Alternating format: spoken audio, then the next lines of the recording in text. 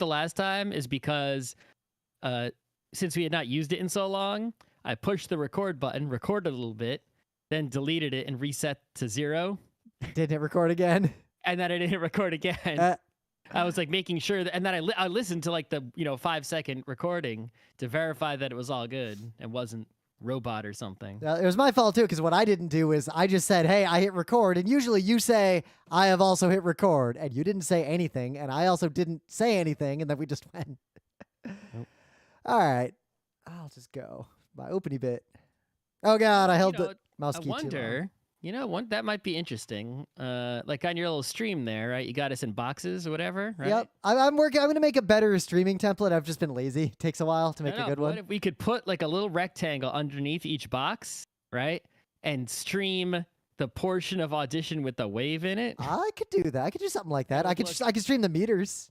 Yeah, it would just be visually interesting, right? I could stream. There's a lot of things I could stream. I'll think about that because I'm trying to make a more robust streaming template that isn't as fiddly as the one I got now, and use more of the screen real estate, and also have you're not using a lot of the screen at all. Which sadly, I looked around for inspiration. Most streamers also don't use a lot of the screen. It's a lot of streamers are turning into like the news network on TV that has like a bottom third filled with shit and a sidebar filled with shit and a tiny little window with the video. Mm-hmm. Well, I mean, the original, if you look at the PTI show, right, with the two guys, they have, basically 3 shots, right? Yep. So they got, one guy, the other guy, both guys, right? It's usually just one guy, and that takes up most of the screen, but there's a bar at the bottom because it's ESPN. Yeah. And the show has the sidebar that shows all the topics they're going to talk about, right? And it moves down. So, but there is like, the video is actually just this, I guess 2/3 size, but it's taking up a lot of the screen. Yeah. So I'll at some point I'll finish the new one. They don't have 2 boxes for 2 people unless they're like interviewing a remote person, in which case they would still like cut back and forth. Right? Yeah.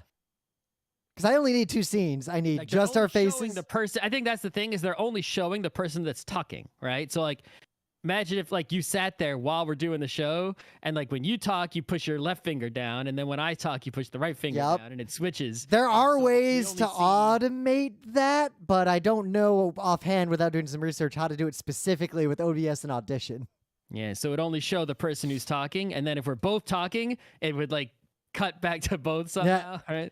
That would be possible to automate. It would be annoying, but I could definitely do it if I wrote some code. Be a lot easier if we're in the same spot. Yeah.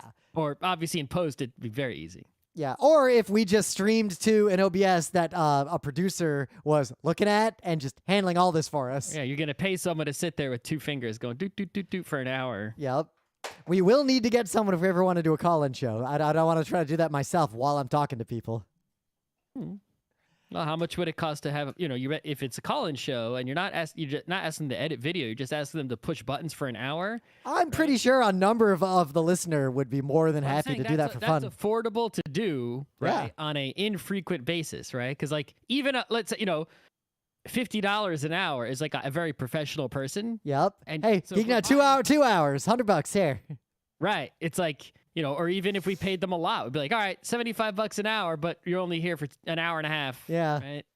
Half-hour setup, 1-hour show, and then you're done, right? We don't need you to do anything else. Just push these buttons and operate the board for 90 minutes. The end.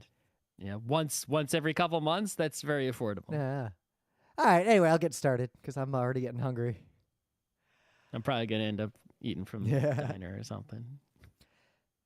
It's Wednesday, February 1st, 2023. I'm Rim. I'm Scott. And this is Geek Nights. Tonight, we are talking about Ramayana, the Legend of Prince Rama, the anime from 1993. So, the last I'll say about that Vail ski trip is, I got some money. Like, I'm not rich, but I got money. I'm doing okay. I can afford to go ski in Colorado. It's something a lot of people couldn't do. So we stayed. There's 2 main gondolas that go up that mountain.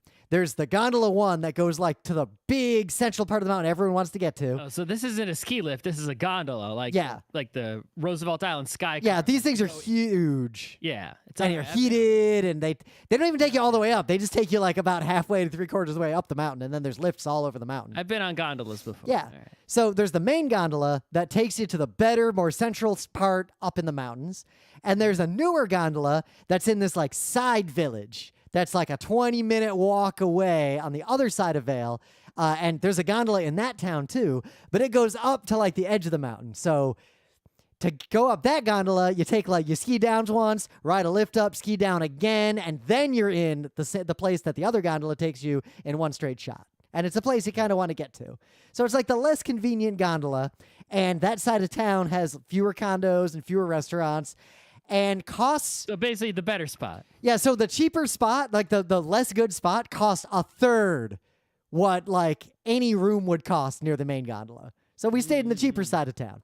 And the cheaper side of town had resort-style expensive food. Like, it cost as much as eating in New York, but it was about as good as eating in Philadelphia.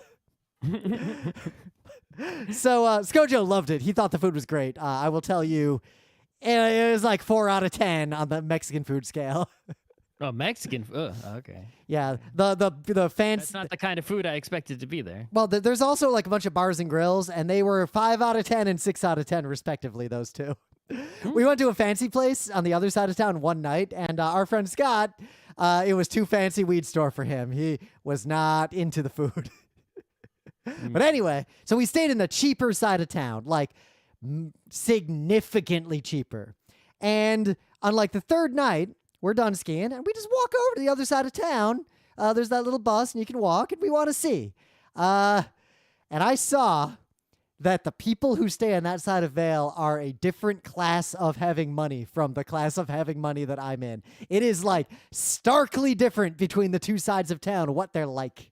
And this is epitomized by when we walked in and walked around town, within 4 minutes of getting to that side of Vail, we stopped because I saw through the window of a shop an item for sale, and that item cost... Was it a ski shop?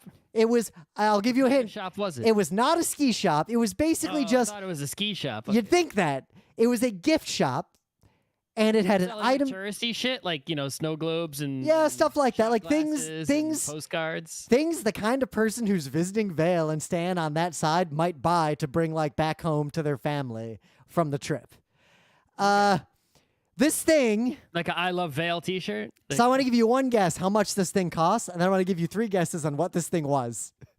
Okay, well, how much? Probably tens of thousands of dollars. All right, it was $17,800. So you're actually in the ballpark. Like, so I'd say that's you got that one. 3 guesses what the fuck it was, and I'll be real. Some high fashion brand bag, coat, fashion item. It was not. I saw like four. Gucci ski something. I saw $4,000 and $5,000 like jackets and bags, but not a $17,800 thing. All right, what would they sell in a ski place? But it's not a ski shop; it's a gift shop. Yep, it wasn't like a bag or a coat or anything like that. Like, it wasn't an item of fashion. I'll keep these categories real broad for your sake. I mean, it could be anything. Right? It could be anything, but it was $17,800. The price is right. What cost? $17,000. It's not some kind of ski equipment. It is not. I'll give you that one for free because I said it's not a ski shop. Yeah. I can't do a Bob Barker voice. What could cost $17,800 at Vail? It doesn't sound like it was food. It was not food. And it wouldn't be some sort of durable good because it's like that would only be useful for someone who lives there. Yep. Right? Which is not a tourist item. I'm just trying to think of like what you see in like New York touristy shops, right? Yeah, nothing $17,800. In New York, touristy shops are, I guess, I mean, it could, like a car dealership. There are $17,000 cars you could see through the window of a car dealership, but it was not a car. Good. It's not going to be a durable good. It's going to be something in the souvenir class. Right? Yep, and you would never guess. We stood around it like a watch would be obvious for $17,000, but it's probably not. We stood around that window as a group for a while, marveling at that is what was for sale. Artwork, like an art gallery. That it is adjacent to that. Oh. So you know what it was? Mm. It was a dinosaur bone, a full tibia, a real one. What the hell? A gigantic, real. Is that even legal? I don't know. But multiple of us tried to make the "that belongs in a museum" reference simultaneously, and we stood around ridiculing it. It was part of a set. You could buy a bigger skeleton with multiple pieces for like Get there. I don't know, for like $80,000 or $90,000, or you could buy just the tibia for $17,800, and it just had a do with it? and it just put it in your house and I don't know, hit someone with it. Donate it to the. I mean, I imagine, people say they want a conversation piece in their house. I feel like if you had this in your house, literally everyone who ever visited your house would immediately ask, "What the fuck is that?" You know what's a much better conversation piece? A plaster replica of a dinosaur bone. And I'll bet it doesn't cost $17,800. People ask about, and then you, being, that cool old uncle, grandpa type character, are like, yeah, it's dinosaur bone. Wink, Yeah. wink. Grandpa caught it. Grandpa killed that dinosaur. Exactly, right? And, you don't need the real dinosaur bone to do that. So, in the news, you may remember we had to have done a Geek Nights episode on Whispers of the Heart and The Cat Returns. I just assume we did. I'm sure we did. Yep. So I didn't even know. This is apparently already coming out, and somehow this just was off my radar. I think we might have talked. It existed, but I just wasn't interested at all. I think we might have mentioned it on Geek Nights when it was first announced and just never thought of it again, but it's finally coming to theaters in LA and New York, so we could see it if we wanted. The live action sequel to Whispers of the Heart, which is not episodes on either one. Rim must have deleted them before the oh, that's a bunch of Easy Wednesdays. God, I remember like I'd have to rewatch Cat Returns. I've seen Whisper of the Heart enough times. I don't need to rewatch. Funny, I'm the opposite. I've seen Cat Returns a bunch of times, but I would need to rewatch Whispers of the Heart to make sure I didn't miss anything poignant to talk about. Because that movie's got a lot of subtle character interactions going on. That's all it is. Yeah, that movie is just, hey, you want to watch a bunch of really subtle character growth over the course of an hour and change? Okay. So it's airing. You can see it in theaters if you live in a real city, but it's not The Cat Returns, which is sort of a sequel to Whispers of the Heart. It is just a sequel to Whispers of the Heart itself directly. Oh, it's not a remake of Whisper of the Heart? Nope, it is set 10 years after Whisper of the Heart, and it is Shizuku and Seiji. My complete non-interest just changed to some interest. And I watched the trailer, and you know what it really is? It is just a typical Japanese live-action like love story where between like a musician and a struggling novelist, and it has only a tenuous link, as far as I can tell, to the original Whispers of the Heart anime. It's just those characters again return. Sent 10 years into the future. You gave me some interest and you dashed it away. Yep, I was more interested until I watched the trailer, and it did not look compelling to people like you and me in terms of the type of media we would want to watch in the year 2023 is the way I would put it. Not saying it's bad, it's just I don't think it's for us. So yeah, what do you got?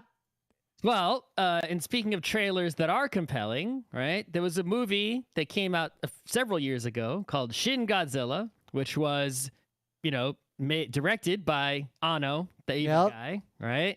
And it was maybe the best Godzilla movie. It's way up there, right? It's like, and, he even brought in his little, Evangelion timpanis going on there, right? If you haven't seen Shin Godzilla, like, what the fuck, right? Holy shit. But then, we all know that Anno is a huge fan of Ultraman. That's like his favorite thing in the universe, right? But he did not direct Shin Ultraman. He produced it and had someone else direct Shin Ultraman.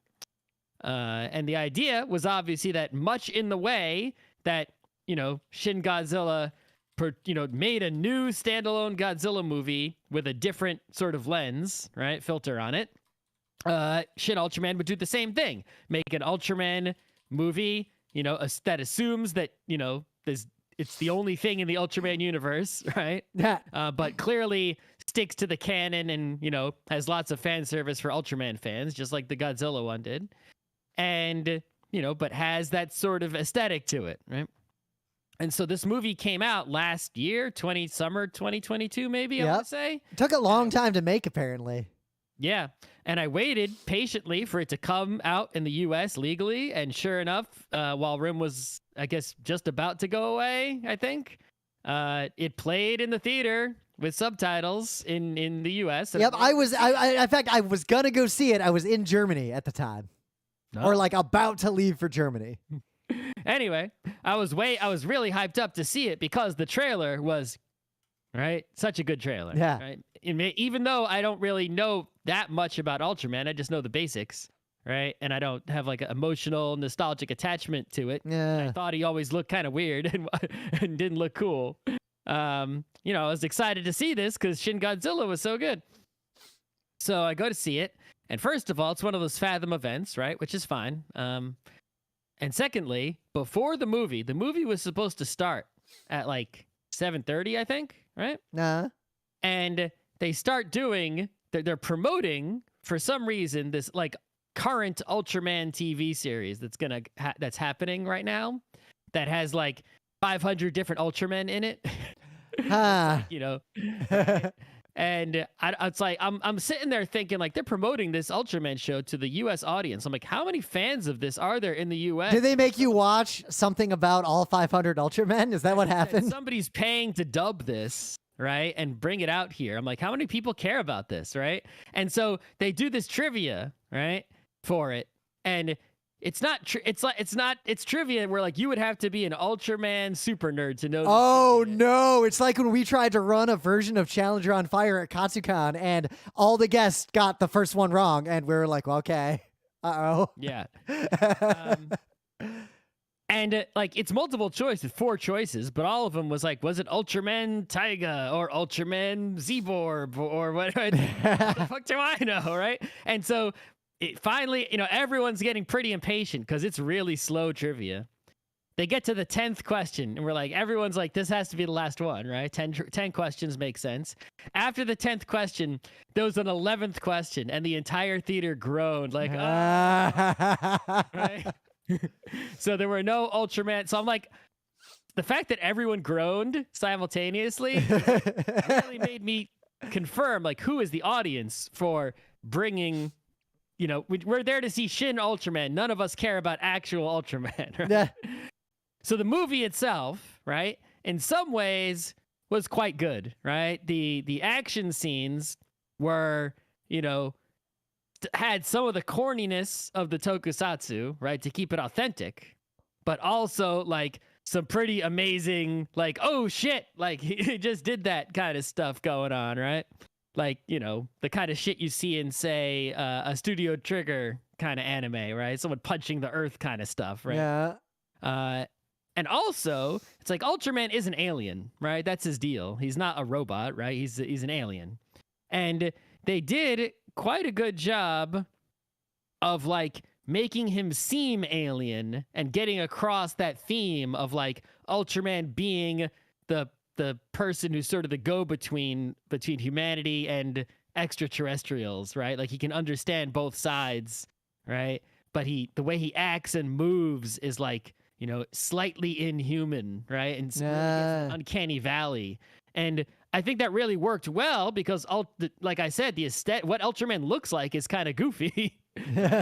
But by making that goofiness and keeping it and making it instead of goofiness be like alienness, right? It made it make sense. That's cool because I'm always a fan of non-human characters like feeling viscerally inhuman and weird when you interact with them. So those are the good parts of the movie. The rest of the movie was not bad, but somewhat disappointing. Well, it was shorter than Ramayana. Sure. Okay. So the movie basically feels like a bunch of Ultraman episodes like stuck together, like end to end. And it's like each thing he fights, it's like, it's like they took a TV episode where like a bad alien appears, the humans figure out what to do about it, right? And then eventually there's an encounter, right? And they fight, and Ultraman wins or loses, and then they do it again repeatedly, like 4 or 5 times, I'd say. I forget exactly how many. And as it goes on, the bad guys are getting stronger, and more powerful and more serious, and each one is sort of different in the way that they have to deal with it. But it's like some stuff is super rushed, some stuff is, drawn out. It's, it wasn't that well put together. And I think a lot of it was, does have that problem where if you weren't already an Ultraman super fan who knew a lot of things about Ultraman, a lot of things just happen that have no meaning for you whatsoever, right? Nah, that's something that better movies of IPs that have that kind of fan who exists do, where like you'll get it and enjoy it without knowing that context, but you'll enjoy more if you have that context. But it's not required to have that context. It's a fine art to do that. I don't think it was required, but it would have helped quite a bit, right? It's like there's a lot of things that just like didn't have any emotional impact. It felt like the movie they were supposed to. Yeah. And the other thing is the what's it called? Like Godzilla, right? First of all, Godzilla doesn't have that much lore, right? And what it does have is never really been like, can't like this, Godzilla movies, even old ones before Shin Godzilla, are all over the place. Yeah. Right? It's like they're not all right, but Ultraman has a more consistent lore between all the Ultramans. I don't know if it's 100%. I imagine the fans care a lot about that lore, the ones that they expected to answer the trivia.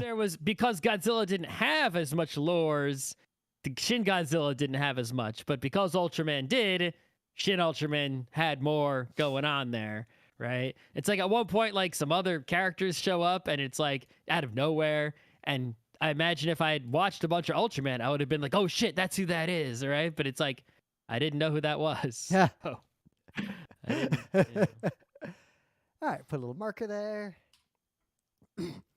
But anyway, things of the day. So I don't really like there's YouTube shorts, and there's not a lot of content in the YouTube shorts. Like there's like a There's that one person in the YouTube shorts who does like the little comedy skits in like always in some kind of costume.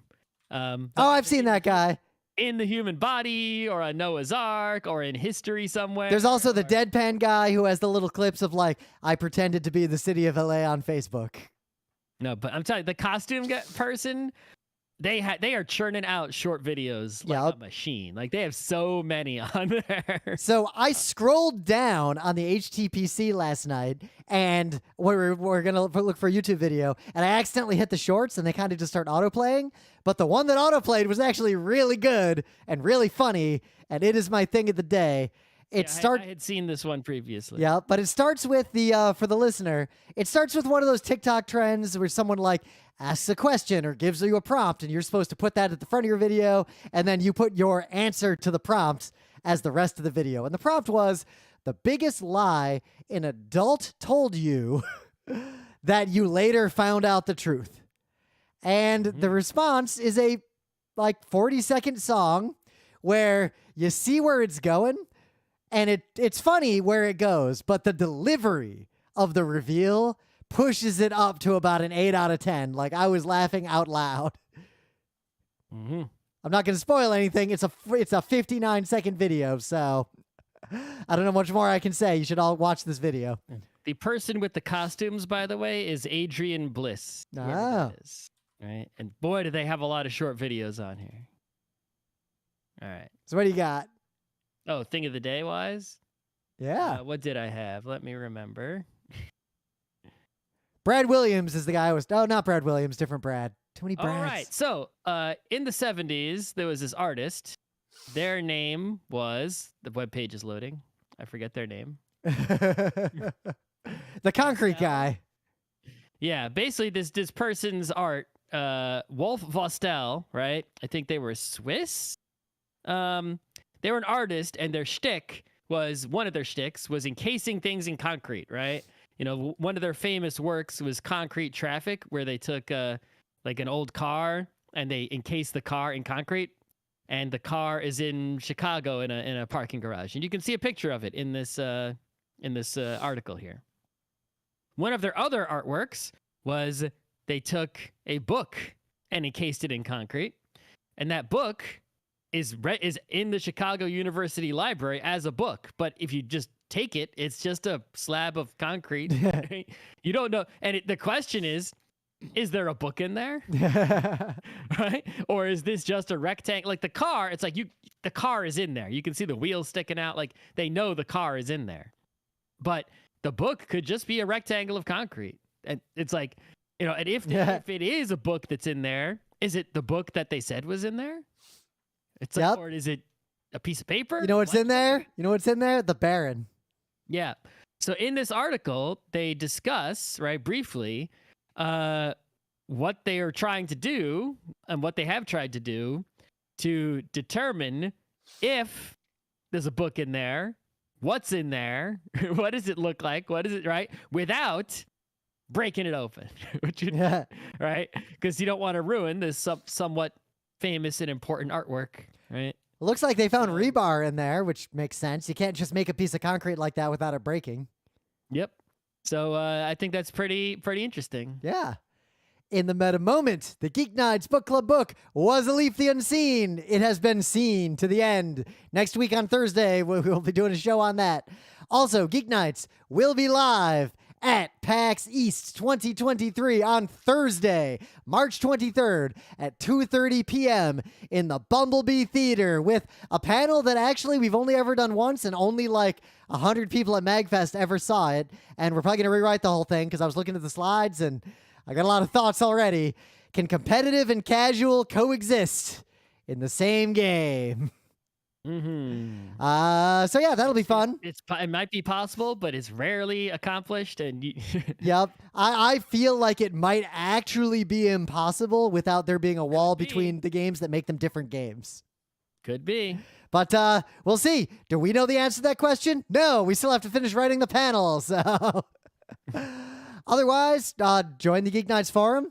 You might have noticed I stopped using Twitter quite some time ago, but bit by bit, I see you appearing in my Mastodon, which is actually just a republish of my microblog. I'm working on creating a new internet life system, and we're gonna take our time with it and make sure we get it right, because I want to make something that will last the rest of my days, so I don't have to put up with this ever again. Yep, and last the rest of my days as long as HTTP lasts the rest of my days, which I presume it will. And I'm keeping an eye on what Scott does, because my solution is... Yeah, I mean, whatever I make will be... You could use it. Yeah, and I imagine you and I have very similar desires about how to engage with the internet in most ways, so I feel like whatever you build will end up being better than what I'm doing, which is I didn't want to write any code. I was lazy, so I basically bought some hosting and cobbled 3 or 4 services together to make the thing I wanted happen. The only way that what I make will be better than what, is if, it becomes like a company and a bunch of people work on it, right? 'Cause there's no way, it's like that I can make something that has all those features. Yep.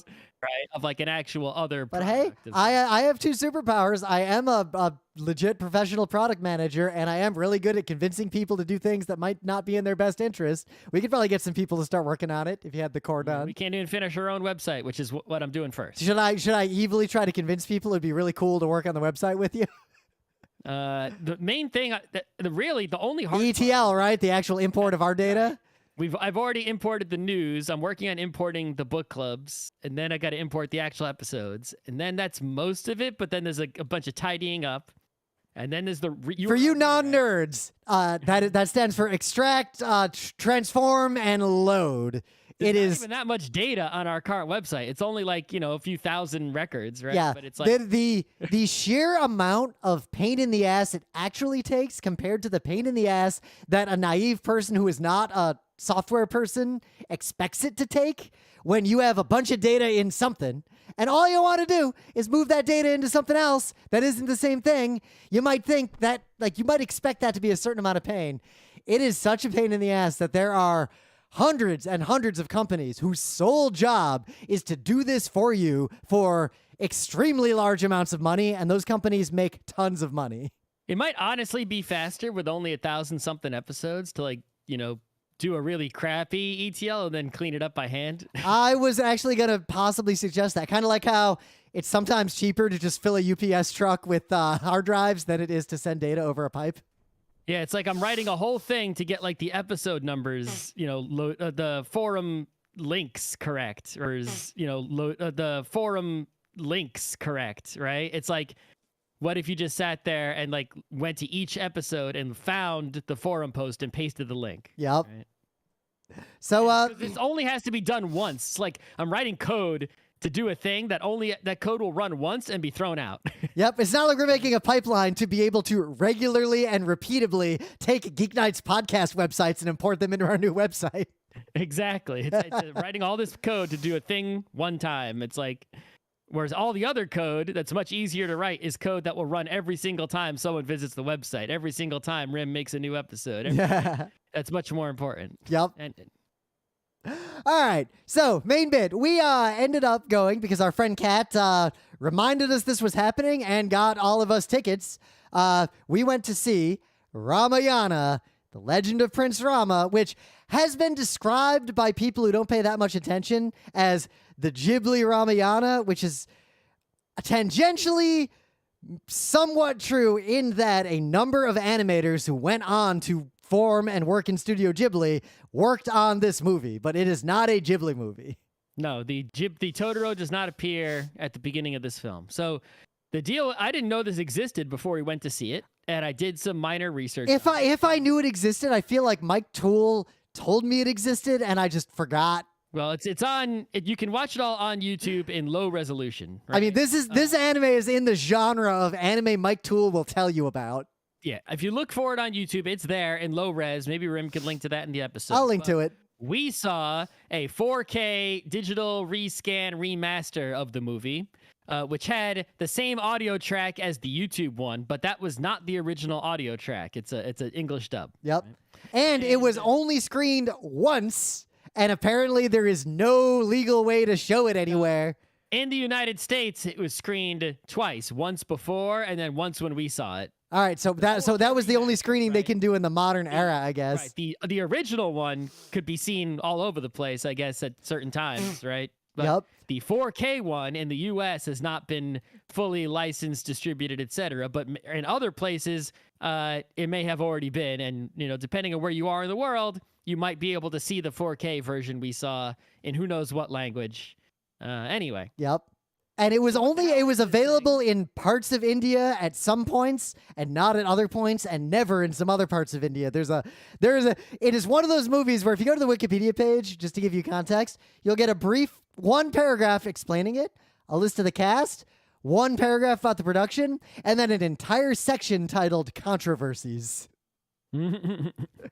So what I know about it is, the brief research I did, like reading a couple things, is that there was one of those cultural partnership things, right? That like every country loves to do except the United States, because the United States, has a superiority complex. So they think other countries are other countries, right? Whereas other countries think of themselves as equals to other countries, or at least that's the way it appears to me, right? And so you'll have partnerships like, so-and-so cultural exchange between European country and African country, and they do the thing and make an artwork and have an event, and, so Japan does these a lot. And what they we talked about Flying Ghost Ship on Geek Nights. That was a Japan-Russian deal. Yep. I don't know if it was a cultural exchange deal, but it was an international, thing. We've seen a lot of Japan-France action going on, right? Oh, yeah. Two countries love each other, that love the comic book and love the animation. Yep. But this is Japan-India to celebrate their many years of friendship, right? Someone got a bunch of money from somewhere. Who knows? Oh, so I know more of this story. So the guy who put this all together was Yugo Sako. Okay. This was the guy. And he went to India, and he was making a documentary in India for the Japanese audience about the archaeological excavation of some place that's relevant to the real Ramayana. Like, that's what was going on. All right. According to Wikipedia and I found some other articles that all just say the same thing, but I couldn't find a ton of reporting on this. So I'm going on like 4 sources that are all kind of circular. In the 80s, while this was going on, a nationalist newspaper in India sort of mischaracterized the work he was doing and said, oh, he's not making a documentary. He's making an animated version of the Ramayana. Like, that, you can't do that. And the nationalists got really mad about it. And it seems like his response was, well, I'm not making that, but that's a good idea. So he got people together and got some money, and they went to the Indian government, and the Indian government actually was very on board until it suddenly wasn't, because the nationalists got extremely mad about this. And eventually the Indian the Indian government agency that was working with this studio and Japan backed out and said, yeah, we're not going to help anymore. But the studio continued over a decade to finish the movie, and they had a ton. They worked on this in the early 80s, and it took them a decade to finish this. Yep. But they did employ a large number of Indian animators who wanted to work on the project despite the Indian government not wanting it to proceed. And it seems like this was all sort of extra complicated because there was an incident that I don't know a lot about. I just read about it in Wikipedia, and that's it. Well, I remember typing in whatever to Wikipedia. The Ayodhya dispute, which I remember hearing about at RIT actually in a politics class. And that was the only time I'd ever heard of it because it's a relatively recent dispute. It's very similar to disputes around Jerusalem. And while that dispute was ongoing, the Indian government basically was like, yeah, we're not going to say shit about Ramayana at any point, in any capacity in public, because we're going to piss somebody off no matter what. And we really want this problem to die down. So there are big cultural controversies around the creation and existence of this movie. And those seem to be a big part of why there aren't really rights to screen it in most places. Well, somebody put the effort into 4K remaster it, and they did a great job visually. So yep, and it looks like the intent is to release it again and have screenings of it, because the interesting thing is, from everything I can gather, there was an era in India where it was just shown in theaters, and kids who saw it in theaters, they fucking remember it. That's like, oh, the Ramayana movie. We all saw that. Like, a lot of people know about it, and it is very well known outside of the U.S. So what the hell is this movie like? Well, you can sort of tell when you're watching it that it was made over the course of 10 years, because the early parts of the film, I mean, I know they don't usually animate films like from beginning to end, but this one seems like they really animated it from beginning to end. It really feels like they animated the part, because the beginning, like every scene in the beginning, it's really long, by the way, is like, you know those Christian animations or like patriotic animations they make in America that kids watch. Ned Flanders would show his kids. Exactly. Where it's like a minimum effort, like all the characters from the important historical thing are on screen and they all say the right things that canonically happened. And the narrator says, and then Jesus went to Nazareth. It feels like that. It's like strictly adhering to the most common reading of the Ramayana that would be known in India, like very strictly. And it's just, this scene happens, then this scene happens, then this scene happens. And then it kind of goes off the rails about a third of the way in. First of all, right, so the animation quality, right, in the early parts of the movie is not awful, right? Yep. But it's also not like amazing or anything. The characters stay remarkably on model from the entirety of this movie, but they don't move around a lot in the first third of the movie. They kind of just stand there. Yeah, so, and you can tell, like, it feels like that's the part they must have animated in the 80s, or maybe right? And then I feel like the turning point between the Indian government's on board and the Indian government is not on board probably coincides with, this is a strict retelling, to now there's jets. Right. So then towards the end of the movie, there's a battle, right? Like a giant war, and it's like, you know, in that part, you can sort of absolutely tell that it was animated by people with Studio Ghibli experience, right? Yep. You know, because clearly you're just the style, the way things move, it's like you can just tell right away. It feels like if someone animated a really long level in Dynasty Warriors with Studio Ghibli level skills. Like that is, and style. That is what it feels like. Yeah, like it's immediately apparent that the Studio Ghibli, it's the animation towards the end there, especially in the 4K, like it doesn't come across on YouTube at all, but it's like in the 4K one, it was actually quite unbelievable. The cell animation going on towards the end of this movie. Yep. And if you're not familiar with the Ramayana, it is very, I'd say it's analogous to the story of the Trojan War if you're someone who would know about one and not the other. But, you know, it's not that exciting a story. It's a rescue the princess kind of deal. Yep. Right? It's, I mean, the vague gist of the Ramayana, which is, there are like radically different versions of it out there and even different versions in different countries near India. But the one as portrayed in this anime, it lines up with the one that I know best-ish from like middle school. And it's basically, you've got a really good king and there's a neighboring kingdom that is run by demons and demon people. Someone in the good king's court convinces one of his wives to do a really shitty thing for no reason and forces the king to basically exile his best, smartest, most perfect son to the woods. Everyone loves Rama, his perfect son. Also, everyone in the good kingdom is good and smart, except for that one person who convinced the king to be. The king is like crying, like, I don't want to do this, but I'm standing by my word. Rama is like, look, I know you don't want to do it, but I'm going to do exactly what the law says because I am also perfect and good. And the whole kingdom is weeping and everyone agrees. Everyone's perfect and good. And everyone agrees this sucks, but we got to do it. Yep. And then a demon steals his wife from the woods, and then the Trojan War starts. And the entire rest of the story is the war to, what do they call it at the end of the movie? Thus was the tale of the avoidable war.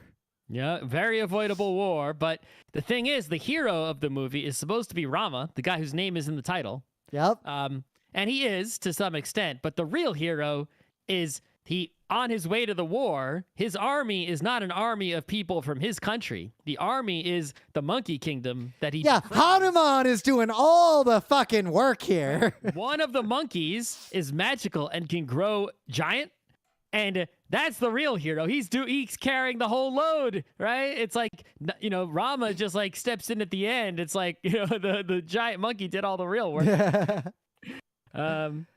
But yeah, so that's the story is not that compelling, right?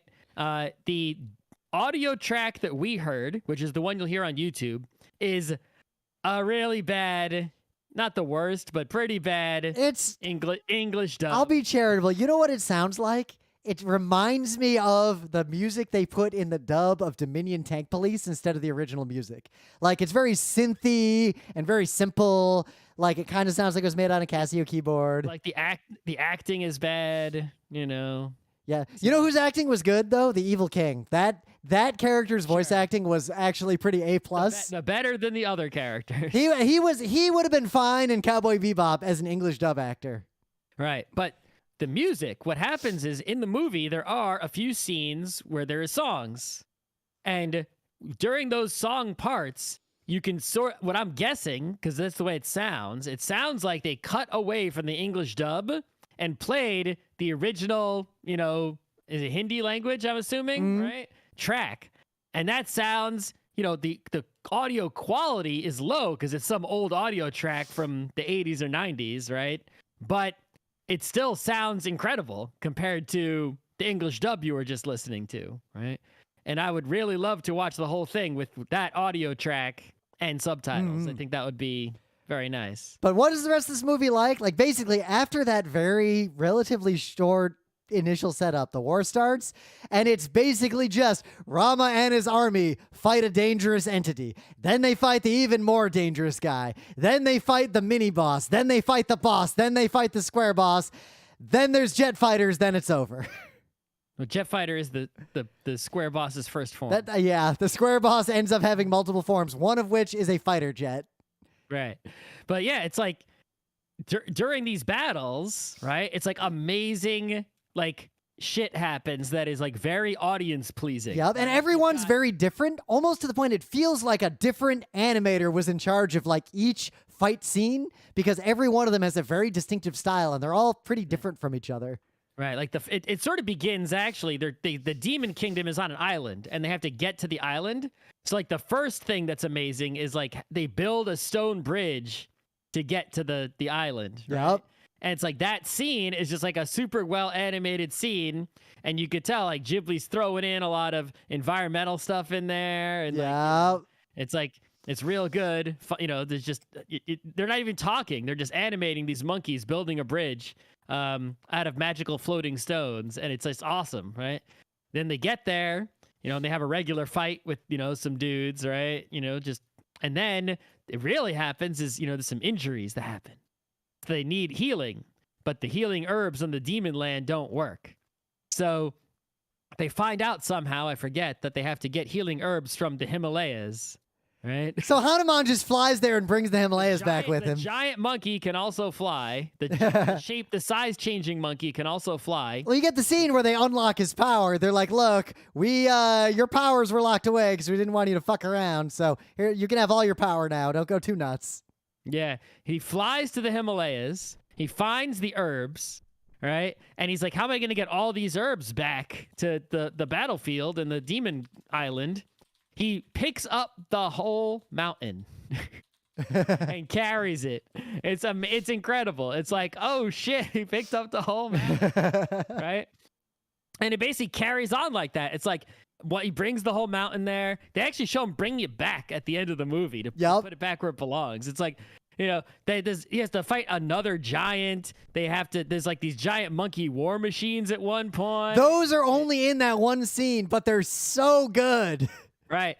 And then there's like when the final demon king comes out, it's like his first form is like, there's no Chekhov's like, hinting that this exists. He just comes out in a fighter jet shooting like grenade arrows. Yep. Right. And electrified weaponry. It reeks. A lot of the later parts of the fight scenes reek of the animators in Japan being like, you know what'd be cool? Let's interpret this magical stuff as technology because I want to animate technology. I want to animate a monkey tank.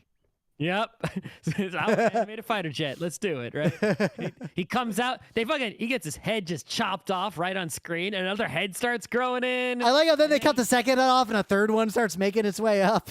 Yeah, then he becomes really enormous and has a bunch of heads. And then it's the Fist of the North Star situation. Little guy versus big guy. Yep. It gets really off the hook in the battle. And it's fun. It's a lot of fun seeing this amazing animation with these ridiculous, awesome scenes going on. But otherwise, it's really long. Yeah, so Ken Eisner, writing in Variety in 1993, said, quote, "The film is relentlessly paced and has no heart." It definitely has no heart. That's true.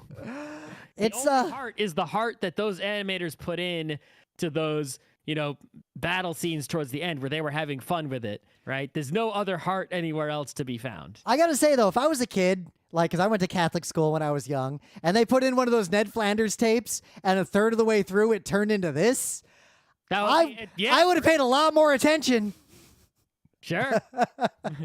My favorite bit is the one brother of the king who is, I think is a brother, the giant guy who's asleep. And halfway through the fighting, they're like, oh, the war's not going so well. Should we wake up our brother? And they're like, we could, but he's so close to achieving immortality. Let him sleep longer. So they kind of try to wait. There's this giant dude who's actually, he's a demon. He's on the demon's side, the demon kingdom. But he's not a bad guy, right? And all his sons aren't bad people either. They're just in the demon kingdom fighting for the demon kingdom, right? You see that trope a lot, right? It's like the guy who, lives in the bad country, right? But he's, is he bad? A good example, Gundam, Ramba Ral is like, he fights for Zeon, right? But he's like a good dude, and even when the good guys beat him, they're sad, right? Yep, the character who supports evil and was on the wrong army. Yeah, or the one who ends up supporting evil but still has a sense of honor. Like, that's a trope in a lot of media. Right. So that's who this giant and his kids are, that, right? They're on the bad team. They are bad, but they have honor and whatnot. So you get the scene of like all the little demon guys sleeping. And if he can sleep without waking up for 6 or 7 years, he will become immortal, right? So once Rama starts causing trouble, the demons try to wake him up. They're like, oh shit, we might need the giant guy to help win this fight. and they blow some horns in his ear. It's not working. So like, all right, maybe we'll just let him become immortal. Let's see if we can handle it right without him. Yeah, they can't handle it. They come back like an hour later into the Shit gets movie. dire, and they're like, oh crap, we really do have to wake him up. We're losing, right? I love they wake up, they like have elephants knock him over, and they dump like a mountain's worth of water on him. They put a bowl next to his head, and I'm like, oh, are they gonna put his hand in it to pee? It's like, and if he pees, there'll be a flood, right? It's like they're thinking that PBF, right? But no, they have a whole army of elephants. Like I believe that one was called the Yellow River.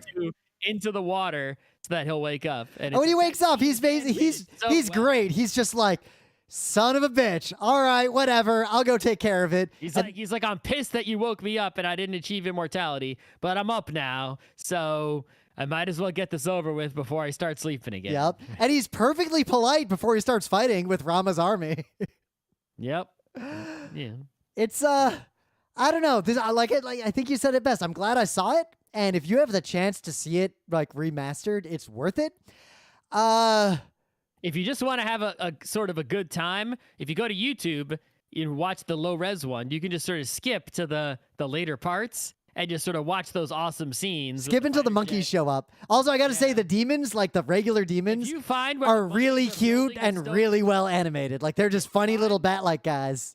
Find where the monkeys are building the stone bridge, and that's where you can start watching, basically, right? And just strap in, because it's just going to be a series of disjointed anime fights. They edged real close into having an Atano circus the way this was animated. Yeah, yeah. I think it just didn't make sense to have missiles or anything. Yeah. But there was a Chekhov's chakra, right? Yeah, of course. As soon as that in the beginning, because Rama's like, well, what's this? Oh, that's the chakra. At the beginning of the movie, they give Rama like a whole set of magical weapons. Like, here's your magical weapon equipment. And he's like, one of them's just a ring. It's like a throwing blade, right? Chakra, whatever. And he's like, what's this one? They're like, you'll know when the time comes. And it's like, he's going to beat the final boss with that. And it's like, yeah, of course. Yep. It basically works the same way Sailor Moon's first attack works. It just fucks you up. Tiara, whatever, right? Yep. I love how every other attack she had seemed way less dangerous than that one. What's the name of that attack again? Fuck if I remember. I haven't seen Sailor Moon all the way since 2000. Moon Tiara action. There's that, but every half season they name it something different. Oh, okay. Well, the internet says it's Moon Tiara action, where she's like, I'll punish you, and then she throws it. Yep. But yeah, if you could see this, it's kind of worth seeing. If you have an interest in, if nothing else, it's important because the story of how it was made and the fact that it somehow was made. It's a significant and interesting work that has really good value animation wise, and perhaps historically for some people, but is not by any means some S tier kind of deal, right? Yeah. I feel like it will appear off and on again in late night rooms at anime cons and Mike Toole kind of panels, and it's the kind of thing like if I ran the anime club. Did you know this cool thing exists? Check out this giant demon guy. Right? If I were still in charge of a anime club, what I would do is we would definitely screen this one night. Like we'd figure out a way to stream it. But you'd want to hype it up to make sure people know they're getting into something weird. So you'd probably get a full house just because of the story alone of how this thing was made. Maybe. I think I can just stop there. Perfectly long show. A normal length show instead of what usually